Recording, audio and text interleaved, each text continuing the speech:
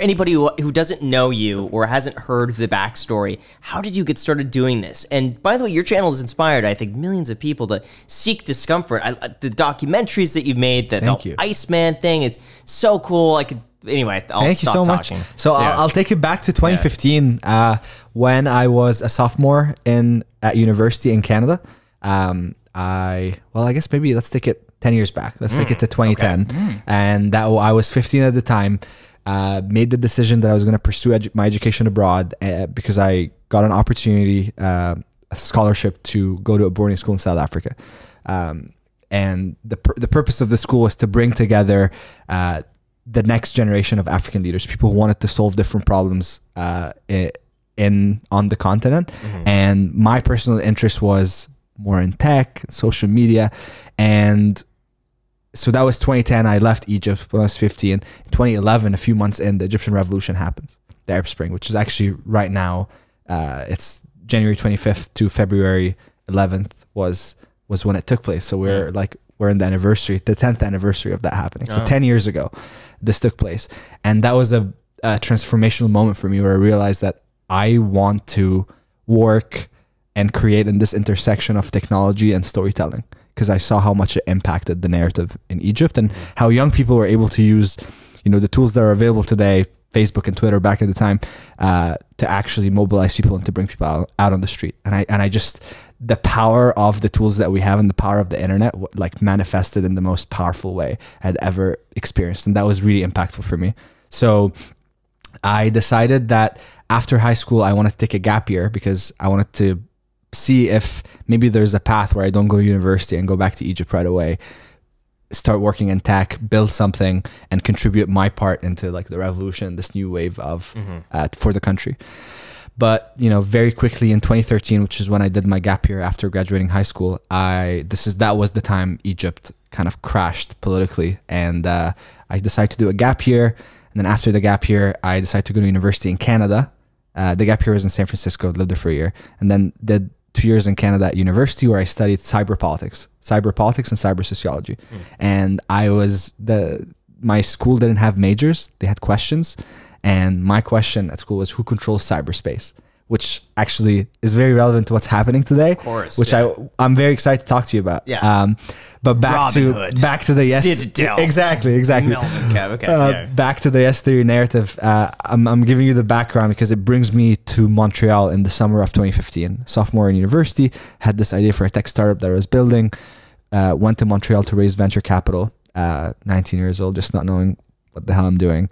And mid that journey, I end up sneaking into a party at a rooftop in where the students live in Montreal, which is they have McGill and Concordia, they're big two universities. And I just showed up on this rooftop, started talking to people, and the more I talked to people, the more people pointed at Thomas, being like, you should talk to this guy, you guys sound very similar. And 20 minutes later into being at the party, I ran into Thomas, we talked, there's this instant chemistry, there's this click that was just right there, and it just felt like we've known each other for a very long time. And the following day we met for coffee, just started talking more. He was tipsy at the time, so it was just in the fun. But the following day was actually when we started talking about our aspirations, what we wanted to build. He was graduating university, I was still in my second year, so there was a lot of synergies there. And he told me that he had been making comedy skits on YouTube, but it wasn't really his calling. But he felt like his calling is still in creation on YouTube, but he really wanted to figure out what the thing was. And he told me about his idea to do 30 things he'd never done before in 30 days and tell a story about it every single day, Project 30. And at the time, he had just met this other guy, Matt, who also went to the same university. They worked on a marketing project together, and he ended up bringing me in to meet Matt. And that was just that was it. I met Matt, and it felt like the three of us were just unstoppable when we were in the same room. Just right off the bat, the first conversation, the level of vision and dreaming and this desire to truly live take a different path than what the conventional one that was set for us, and the one that society just tells us to go down, finish university, go work for the big company, have the secure job, yada yada. And at that point, we just had this moment where for the next month, we're going to quit everything we're doing and we're going to fully commit to this. And so we did. And after a month, we looked at each other. We saw that this was the deepest connection the three of us have ever developed. And that was like the closest each of us have ever gone to anyone. And we started to realize that there's such an immense power to discomfort and to the idea of consistently getting out of your comfort zone together and being able to do that in the context of community. And actually the fact that by doing that, you're able to create community and have the strongest bond that you can possibly have amongst you, which is, again, this memory or accomplishment of doing something that you did not think that was possible. And for us at that moment, is just like, we're all in our early 20s, not knowing, you know, what life is holding for us. But at that moment, our moment was, we're going to be together for this month. We're going to put everything aside and we're going to fully focus on that. So as I said, like after the month, we just, it didn't take a lot of thinking for us to decide that we need to double down further on this, into this, and really just see how we can take it to the next level. So from that point onwards, all of us put everything we were doing on the side. I didn't go back to school, put my startup on hold. Same with Thomas, same with Matt. And within 4 months, we just fully committed all our resources, all our time.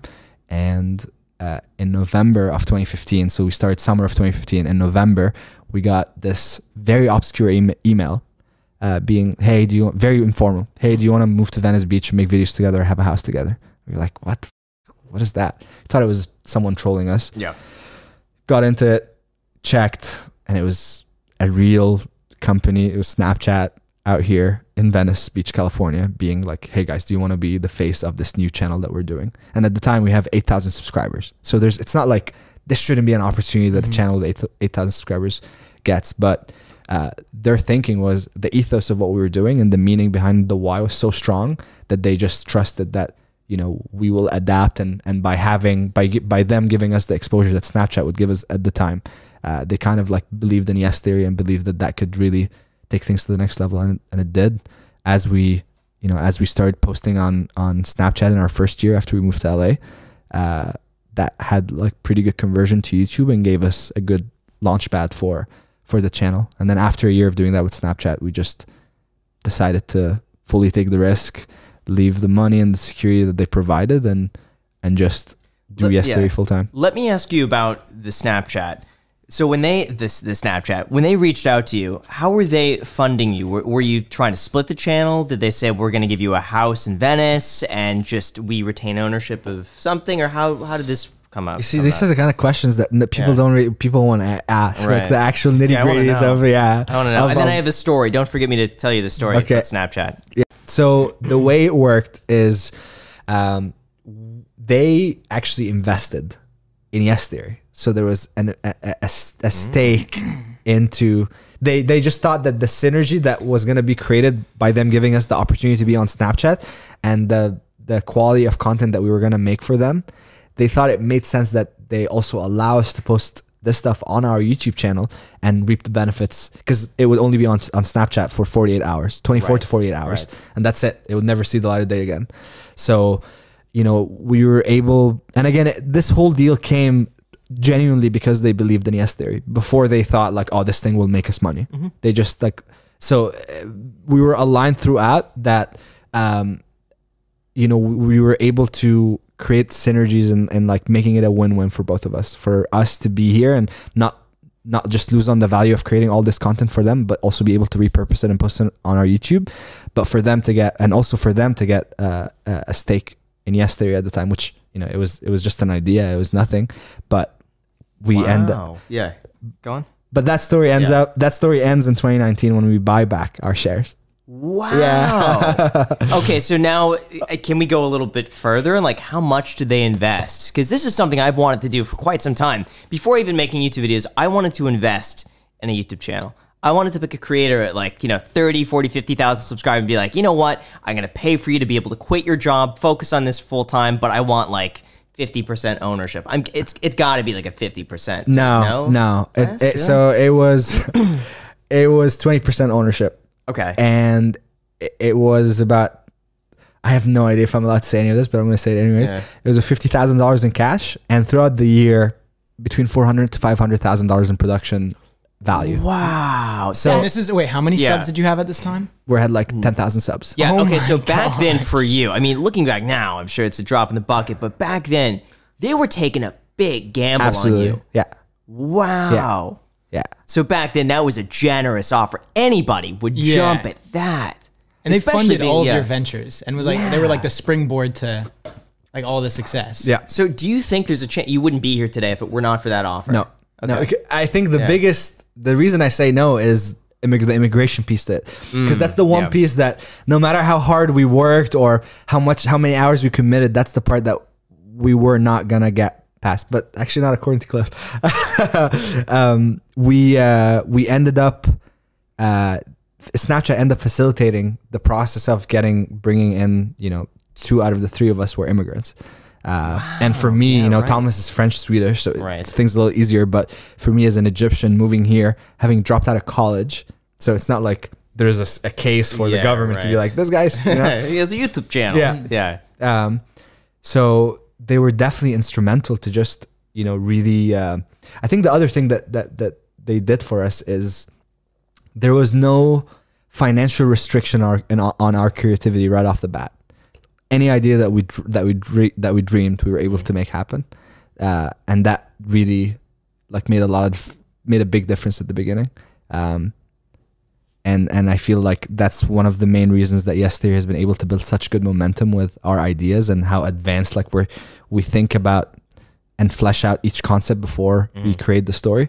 I think it definitely came from just having to do that Wow. at such a deep level, because we were working with budget, working with traveling abroad, and not being here in America filming for most of the part when we were back then. So everyone can understand what exactly happened was that that Snapchat gave you funding so you could post on Snapchat stories when they were trying to push their stories, correct? So again, I wanna correct, because it was a production wing that was with Snapchat. It was we weren't dealing with Snap.